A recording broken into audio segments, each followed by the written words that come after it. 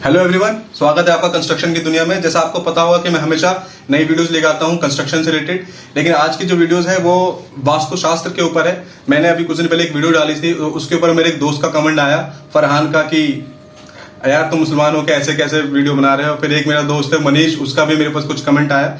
तो मैं ये वीडियो खासतौर से उन दोनों के लिए बना रहा हूँ कि वास्तुशास्त्र क्या किसी धर्म से लेन देन है या उसका बिल्डिंग से जरूरी है उसका। चलिए वीडियो को आगे दिखाता हूं मैं। तो उसको समझने के लिए पहले आपको एक काम करना पड़ेगा। आपके जहन में जो सबसे खूबसूरत लड़की आती है उसके बारे में आप सोच लीजिए, चाहे वो मलिका शेरावत हो, ऐश्वर्या राय हो, सनी लियोनी हो या मिया खलीफा हो, कोई सी भी लड़की हो। आप अपने सपनों की रानी सोच लीजिए, लेकिन आपने किसी के बारे में ये नहीं सोचा होगा कि उसकी नाक यहाँ के बदले यहाँ होगी, उसकी आंख यहाँ के बदले यहाँ होगी। आप जिस भी लड़की के बारे में सोचेंगे आपने यही सोचा होगा कि उसकी आंख यही है, ठीक है ना, उसके नाक यही है, उसके होंठ यही है। तो ये वास्तुशास्त्र ऊपर वाले ने इंसानों के लिए बनाया, ठीक है ना। उसी तरह इंसानों ने हमारी बिल्डिंग्स के लिए वास्तुशास्त्र बनाया कि किचन कहाँ होना चाहिए, विंडो कहाँ होना चाहिए, बेड कैसे रखना चाहिए, उसी को वास्तुशास्त्र कहते हैं, ठीक है। अब मैं आपको बताऊंगा, अगर वास्तुशास्त्र वाले पंडित अगर आपसे ये कह रहे हैं कि आपकी साउथ में कभी विंडो नहीं होनी चाहिए, ठीक है ना, तो उसमें वो क्या गलत कह रहे हैं। वो बिल्कुल ठीक बात कह रहे हैं। साउथ में विंडो, अगर आप देखेंगे साउथ में विंडो क्यों नहीं होनी चाहिए, मैं आपको उसकी एक लॉजिकल वजह बताऊंगा। अगर आप देखेंगे थोड़ा सा, ये दिखाइए आप जरा, मैप दिखाएंगे जरा आप थोड़ा सा। देखिए ये हमारा वर्ल्ड मैप है, जैसा कि आप देख पा रहे होंगे, ये हमारा वर्ल्ड मैप है। वर्ल्ड मैप पे ये ऊपर नॉर्थ होता है, सबको पता होगा, नॉर्थ है, ईस्ट है, साउथ है, वेस्ट है, ठीक है ना। और ये हमारा यहाँ पे इंडिया दिख रहा होगा। मैं भी चाहता हूँ, थोड़ा छोटा मैप है, ये हमारा इंडिया है, ये उसका पूरा वर्ल्ड मैप है, ठीक है ना। अगर मैंने अपना इंडिया में अपना घर यहाँ बनाया, सपोज करिए मेरा घर है, ठीक है ना, ये मेरा उसकी विंडो है, ठीक है। तो मेरा जो सन निकलेगा वो कहां से निकलेगा, ईस्ट। ये मेरा सन है मेरे हाथ में, देखिए ये ईस्ट से निकलेगा, ऐसे जाके ऊपर जाके ये वेस्ट में डूब जाएगा। देख पा रहे हैं आप, दिख रहा है आपको कैमरामैन? दिखा पा रहे हैं?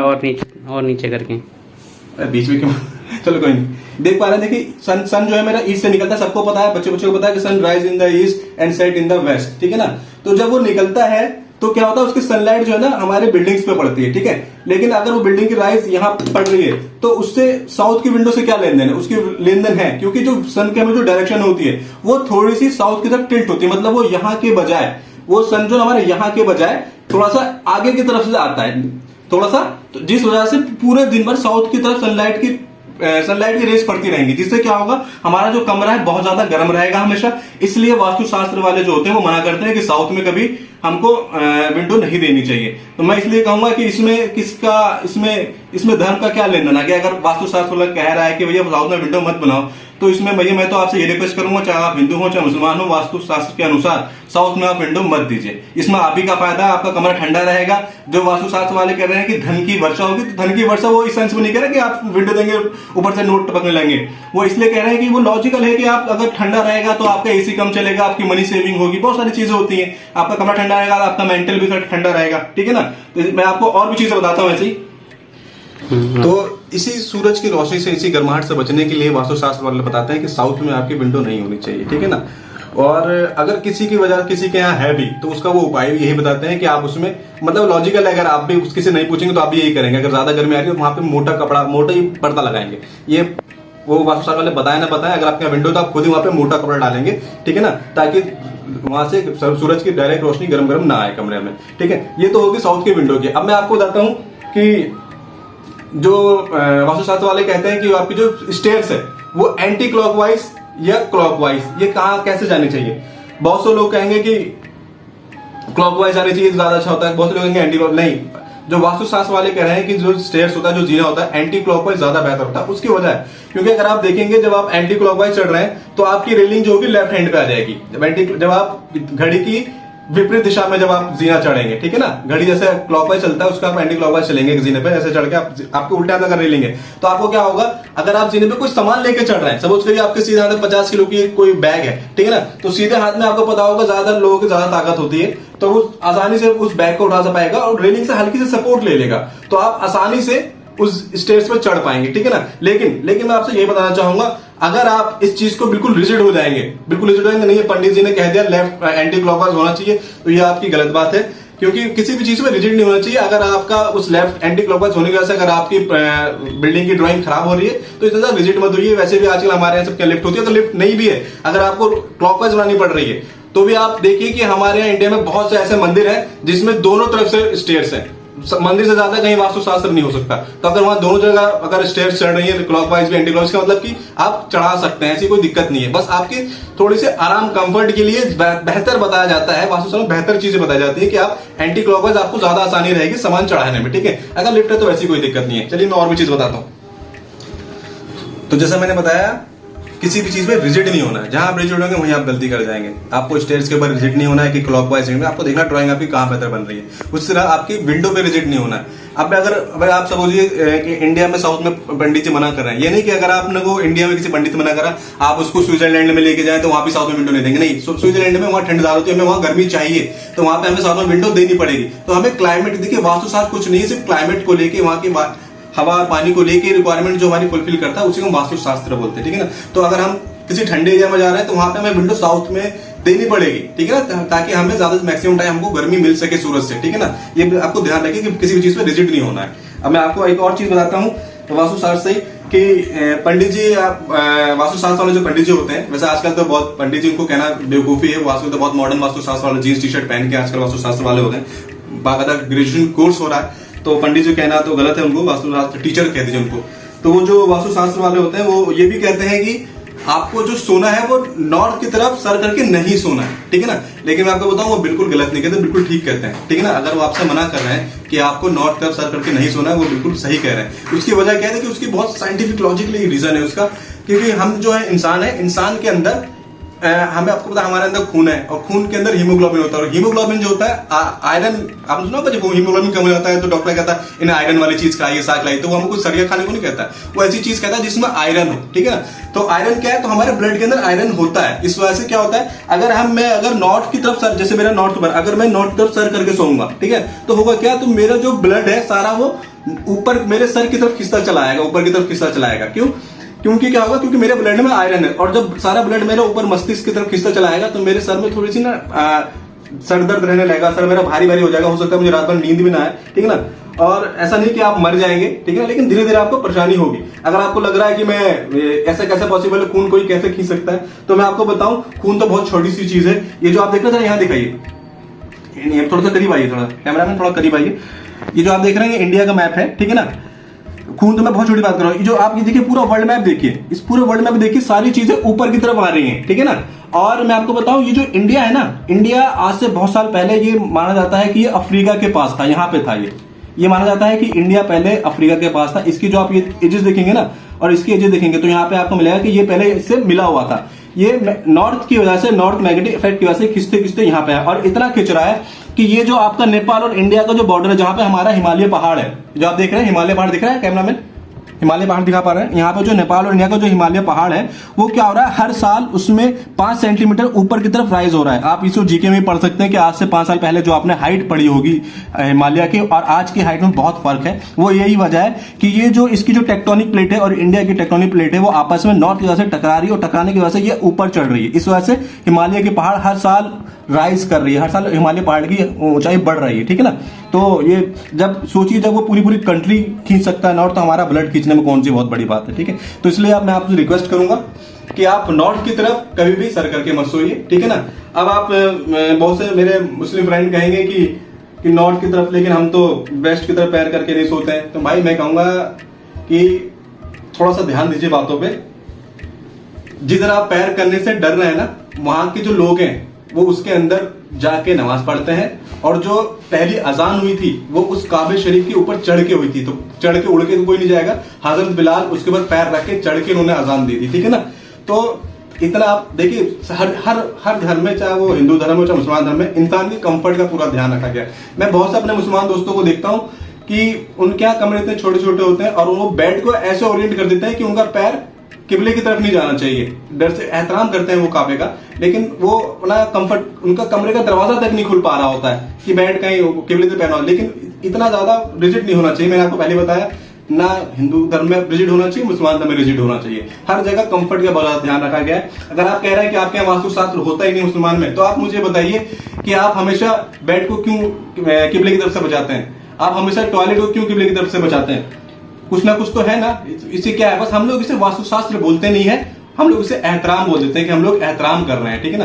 तो ये भी एक वास्तुशास्त्र है। हम अगर किसी चीज को ऑब्जेक्ट को ओरिएंट कर रहे हैं किसी चीज को लेके, तो ये वास्तुशास्त्र ही हो गया। अगर आप कहेंगे चले मैं छोड़ता हूं, आप मुसलमान हैं या हिंदू हैं, छोड़िए सारी बातें, ये बताइए चाइना में कौन सा हिंदू और मुसलमान है, लेकिन वहां के लोग भी वास्तुशास्त्र का इस्तेमाल करते हैं। बस ये कि वहां पे वो वास्तुशास्त्र नहीं बोलते, वो बोलते हैं फेंग शुई। फेंग शुई जिसका मतलब होता है हवा और पानी। इवन वहां पे चाइना में एक जगह है होंगजू, चाइना में एक जगह होंगजू, वहां पे उन्होंने अपना एक कॉलोनी पूरी उस हिसाब से डिजाइन करी है।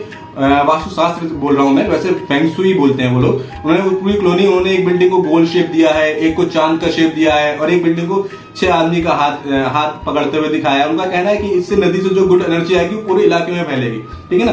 तो वो गुड एनर्जी बिलीव रखते हैं वास्तुशास्त्र के हिसाब से वहां पे भी चाइना में, जबकि वहां कोई हिंदू नहीं कोई मुसलमान नहीं, ठीक है ना, उनका अलग ही धर्म है, लेकिन वहां पे फिर भी उन्होंने वो बिल्डिंग वास्तुशास्त्र के अकॉर्डिंग बनाई है, ठीक है ना, गुड एनर्जी के कॉन्सेप्ट पे। Buildings that are a little bit different. One building is shaped like the sun, another is shaped like the moon, and another is shaped like 6 people holding hands from above. Increase good energy and kill bad energy. They put the sun and the moon here to attract the river's good energy, which in turn flows through them towards another building, designed like 6 people holding hands to receive this energy and beam it across the entire city. In other words, China spent $1 billion on buildings designed to invite the invisible good energy from the river to the rest of the city. This is not fake news. This is feng shui. It's an old Chinese belief that the positioning of objects can influence the energy of. अगर आप कहेंगे good energy bad energy कुछ होती ही नहीं है, तो मैं आपको बताऊं गुड एनर्जी होती है। आप जब ऑफिस आते हैं, आप जब अपने ऑफिस आते हैं तो बहुत थके होते हैं, लेकिन जैसे अपने घर पहुंचते हैं, अपने हंसते हुए बच्चों को देखते हैं, खेलते हुए बच्चों को देखते हैं, तो आपकी आधी थकान दूर हो जाती है। इसी को बोलते हैं गुड एनर्जी। अब मैं आपको बैड एनर्जी का एग्जांपल देता हूं। आपकी बीवी जो आपसे सुबह ये कह रही होगी कि यार मेरा वेट बढ़ रहा है, सुनिए जी मेरा वेट बढ़ रहा है, मैं शाम में जिम ज्वाइन कर लूं क्या? आप कहेंगे ठीक है, लेकिन आप अगर ऑफिस से फोन कर देंगे ना कि आज शाम को मेरी माता श्री घर आ रही हैं, तो वही बीवी के सर पे रुमाल बन जाएगा, या आप जब आप ऑफिस आएंगे तो आपकी बीवी बिस्तर पर लेटी हुई पाई जाएगी। क्यों? वो है बैड एनर्जी, ठीक है ना। तो आपको जो अपने बच्चे को देख के दिखा वो है गुड एनर्जी, और आपकी बीवी को आपको माँ को देख के जो मिली वो है बैड एनर्जी। तो गुड एनर्जी का कॉन्सेप्ट होता है, इस पर आप जरूर मानिए, ठीक है ना। तो जैसा मैंने आपको बताया कि हमारे यहाँ भी, क्योंकि मैं भी एक मुसलमान हूँ, हमारे यहाँ भी वास्तुशास्त्र है, बस हम लोग उसे वास्तुशास्त्र बोलते नहीं है। इवन हम जो नमाज पढ़ते हैं, हमने उसका भी एक डायरेक्शन दिया है, तो हमने किसी चीज को डायरेक्शन को ही तो वास्तुशास्त्र बोलते हैं। हम लोग उसे वास्तुशास्त्र बोल नहीं रहे, लेकिन वो भी एक वास्तुशास्त्र है। आप गौर से देखिए, पहले हम जो सऊदी में थे हम लोग, पहले हमारे नबी के टाइम की बात कर रहा हूँ, हम लोग काबे शरीफ जब काबे की तरफ मुंह करके जब नमाज पढ़ते थे, तो क्या होता था कि काबे की तरफ मुंह हो जाता था, और मस्जिद अक्सा जो इजराइल में जिसपे अभी फाइट भी चल रही थी, इजराइल और फिलिस्तीन, तो उसको मस्जिद को लेके वो उस तरफ भी मुंह हो जाता था। पहला काबा इसको माना जाता है, मस्जिद अक्सा को, जैसा आपको पता होगा, ठीक है ना। तो जब हम सऊदी में हमारे नबी नमाज पढ़ते थे तो वो दोनों की तरफ मुंह हो जाया करता था, ठीक है ना। लेकिन जब वो हिजरत करके हमारे नबी जब इधर आए, इस तरफ आए, तो क्या हो रहा था, हमारे नबी का चेहरा इस तरफ जा रहा था, मस्जिद अक्सा की तरफ से। तो पूरे 17.5 महीने हमारे नबी ने और उनके पीछे सभी जमातियों ने 17.5 महीने काबा की तरफ पीट करके नमाज पढ़ी है, ठीक है ना। लेकिन इससे क्या हुआ कि काफी लोगों में कंफ्यूजन हुई, कुछ लोग इधर मुंह करके भी नमाज पढ़ लेते जो यहाँ पे थे, कुछ लोग उधर। तो इसीलिए एक डायरेक्शन फिक्स दोबारा करी गई कि होता क्या है कि अगर आप देखिए क्यों एक डायरेक्शन फिक्स कर जाती है, चाहे वो हिंदू धर्म में हो चाहे मुसलमान धर्म में हो।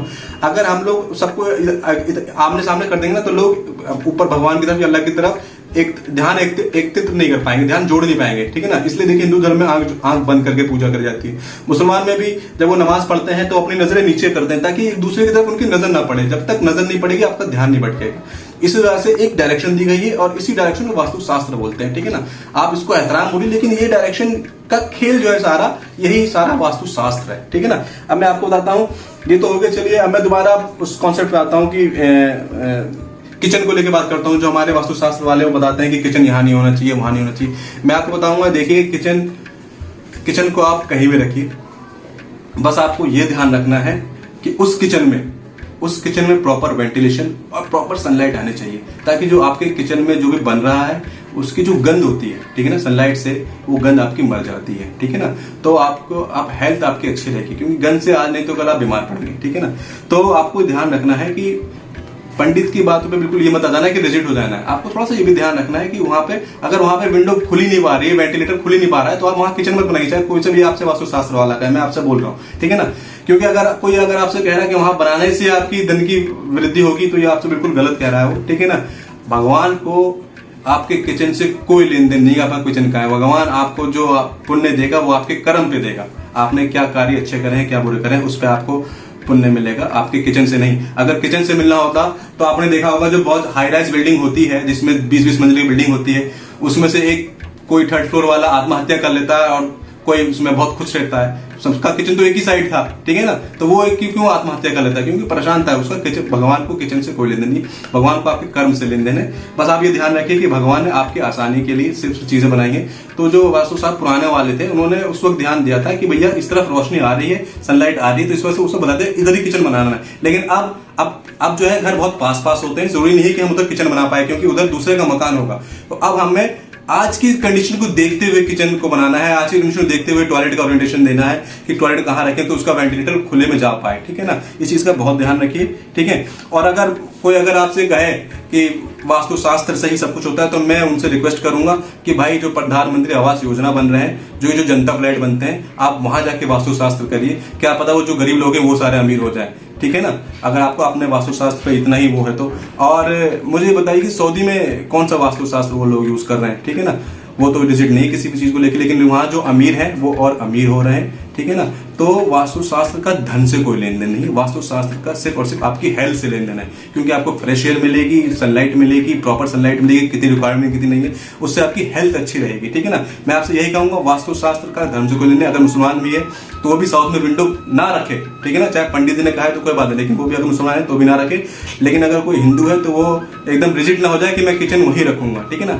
तो मेरे ख्याल से आप समझ गए होंगे कि वास्तुशास्त्र की किसी भी धर्म में, चाहे वो इस्लाम हो चाहे वो हिंदू धर्म हो, क्या उसकी इंपॉर्टेंस है, ठीक है ना। मैं बस ये कहूंगा, वास्तुशास्त्र के अनुसार किसी रिजिड मत होइए, लेकिन जो उसकी मकान की जरूरत है, बेसिक नीड है, उस नीड के हिसाब से अपनी ड्राइंग बनवाइए, ठीक है ना। और उस हिसाब से अपना घर बनाइए ताकि आप हेल्थी रहें और स्वस्थ रहें, जिससे आपकी लाइफ अच्छी हो, ठीक है। आपने सुना होगा कि हाँ, वीडियो जो मैंने बनाई उसी मुझे याद आ गया, वीडियो बनाते बनाते मैं ये वीडियो बना क्यों रहा हूँ, क्योंकि मैंने अपनी पुरानी वीडियो में ये कह दिया था कि जिसके घर के सामने बिजली का खंभा आ रहा हो, वो अपने घर के मेन गेट पे वास्तुशास्त्र के अनुसार अष्टकोणीय दर्पण लगा ले। अरे मेरे दोस्त, मैंने कौन सी गलत बात कह दी? अगर मैंने कह दिया तो अगर आप देखेंगे अष्टकोणीय दर्पण जो होता है, उसका जो फिगर होता है वो होता है कॉन्वेक्स मिरर, ठीक है ना। तो कॉन्वेक्स मिरर से क्या होता है, जो जितनी भी लाइट आएंगी ना, सनलाइट आएगी या कोई भी इलेक्ट्रोमैग्नेटिक वेव्स आएगी, रेडिएशन आएगी, तो ज्यादा को लेके वो आपकी बाहर फेंक देगी, आपके बिल्डिंग तक आने नहीं देगी, ठीक है ना। आप कहेंगे कि बिल्डिंग पे आ गई तो क्या होगा? देखिए, होता एक दिन में तो कुछ नहीं होता है, ठीक है ना। एक दिन में कुछ नहीं होता है, धीरे धीरे चीजें नुकसान होती हैं। आपने फ्रैंक गहरी करके एक आर्किटेक्ट है, बहुत मशहूर आर्किटेक्ट है, उनका एक म्यूजियम है, उसके सामने एक खड़ी गाड़ी में आग लग गई थी, क्योंकि उनके सामने एक बिल्डिंग थी, वो मिरर का बना हुआ था, उससे सनलाइट की रिफ्लेक्शन से उसमें आग लग गई, ठीक है ना। लंदन में 2013 में एक बिल्डिंग है वॉकी टॉकी के नाम से, उससे भी एक गाड़ी में आग लग गई थी। तो सामने बिल्डिंग से भी नुकसान हो सकते हैं, ठीक है ना। और मैं ये नहीं कहूंगा कि वो अष्टकोणीय दर्पण आपको बचा ही देगा, लेकिन मैं आपको बस एक वास्तुशास्त्र में एक उपाय है जो हमारे जो बहुत बुजुर्ग लोग थे उन्होंने अपना एक्सपीरियंस करके चीजें बताई हैं, वो चीज मैं आपको बता रहा हूँ। देखिए, मुझे सब कुछ नहीं पता है, मैं इसमें बिल्कुल बेझिझक बता रहा हूँ, मुझे सब कुछ नहीं पता, लेकिन मेरा ये मानना है कि जो हर रोज कुछ सीखता है वो अच्छा है, ठीक है ना। और जो सीख के थोड़ा थोड़ा सीख के दूसरों को बता रहा है वो बहुत ही अच्छा है।